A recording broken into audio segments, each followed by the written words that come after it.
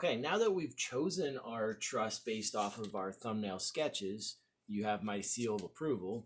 We're going to design our full-size pattern, right? And a full-size pattern is going to be something that we use to actually lay our pieces on to cut and make sure that both of our side panels are exactly the same, okay? So this has to be the actual size of our truss. So the first thing we're going to do here is we're going to represent our supporting plate. So our supporting plate is 3/4 of an inch thick, and the height of it is 6 inches. Go mark here. So notice you could use graph paper if you want, but if you don't have graph paper, you can very easily use printer paper or lined notebook paper.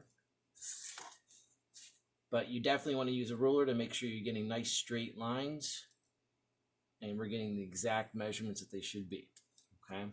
So this is our supporting plate. Again, it is 3/4 of an inch and it's 6 inches top to bottom, okay? So this is what we're doing now is for our side panel. All right, so the first thing we want to do at the top,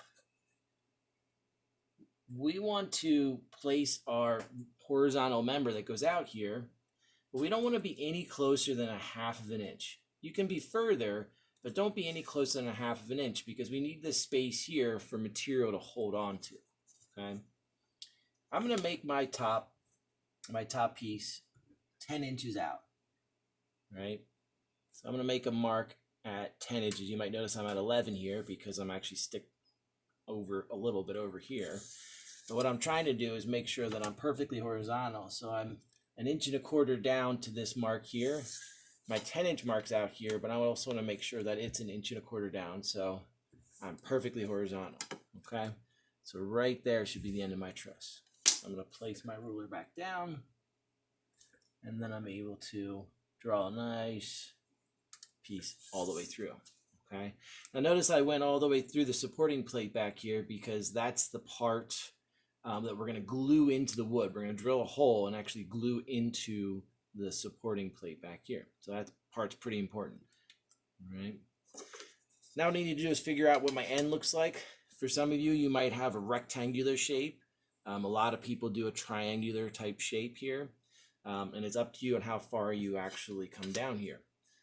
What I like to do is try to line the ruler up with the edge of the page here so that I can use this as my reference to get a nice vertical line.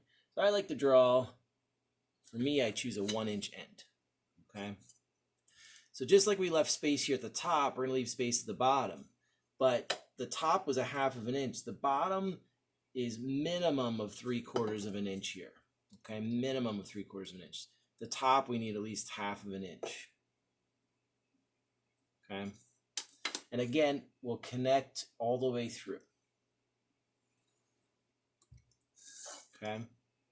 So now I need to put in my vertical separations here. And for me, since mine is 10 inches long, I'm going to divide that up, and I'm actually going to go out every 3 inches.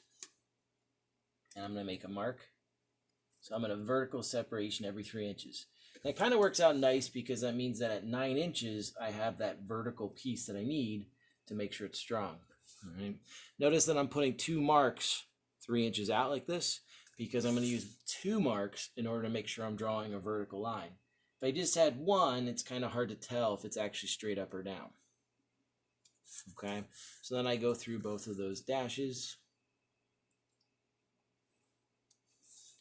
And I am connecting my vertical pieces. Okay, so now I've got my rectangular-like divisions here. And I'm going to go ahead and put in my diagonal. And the key thing here is this is my 9 inches. This is where I'm going to put that piece to test. I'm going to rest it on top and we're going to pull down on it. I want that force to transfer to the rest of the truss.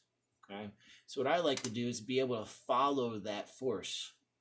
Right, so it starts to go this direction. I've got this piece holding the top and bottom together. This piece here is going to help to transfer the force over here. All right, got another piece.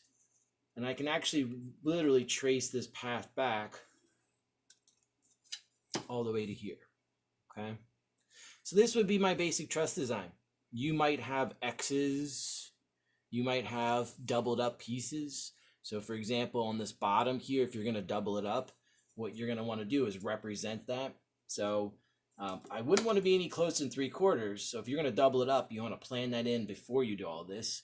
But I'd want to be at least 1/8 of an inch away, right? So I can put my other one at least 1/8 of an inch away to account for the thickness of the material.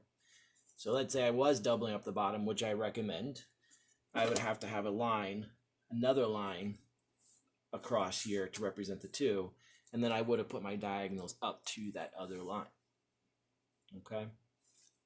Last thing on this design here is you need to measure each piece and total it up. So measure it, write the measurement down, have a running total there, and tell me how many total inches of material you're going to use. Okay. The total inches of material is important because that's the amount of material that we're accounting for in this project. So the entire project, you get 216 inches. Okay. We need to make two sides, a top and a bottom. So we can't use the whole 260 inches for one of the sides. In fact, we usually divide this by about 4, making sure that our sides actually have a little bit more material than the top and the bottom. So we usually shoot for about 50 to 70 inches for one of your sides. All right. So if you measure it all up and you're somewhere in this neck of the woods, you're good to go. Okay. And then what we're going to know is we're going to do 2 of these. So let's say you were at 70 inches, 140 inches would be taken up on just the 2 sides. All right. So that's creating your side panel. Make sure that when you're finished with this, you've added up how many inches you have. You come by and get it checked off by me. Get my seal of approval.